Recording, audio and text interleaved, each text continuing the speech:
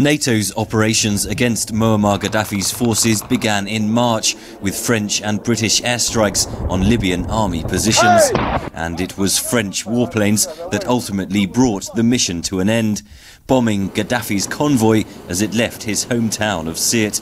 NATO officials say they were unaware the former Libyan leader was part of the convoy. With Gadhafi dead, NATO's Secretary-General Anders Fogh Rasmussen says the alliance planned to wind down the mission by October the 31st. I am very proud of what we have achieved together with our partners, including many from the region.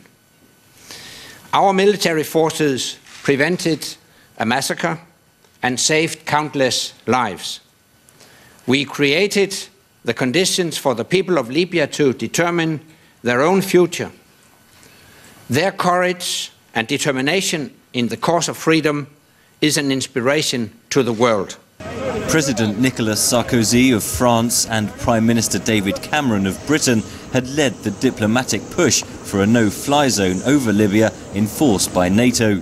6 months after the campaign began, they were the first world leaders to visit the newly liberated Tripoli. Reacting to Gadhafi's death, Mr. Sarkozy said it was time for a new chapter in Libya. It's a war for freedom of the Libyans for the Libyans. We have helped them. We will continue to help them as much as they ask us to. What is true is that the operation is coming to an end, of course. But it's really up to the Libyans to build their future.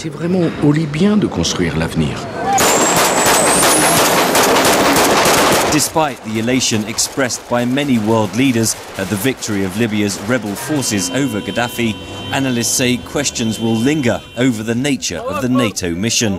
What began as a UN-backed campaign to protect civilians ended with regime change.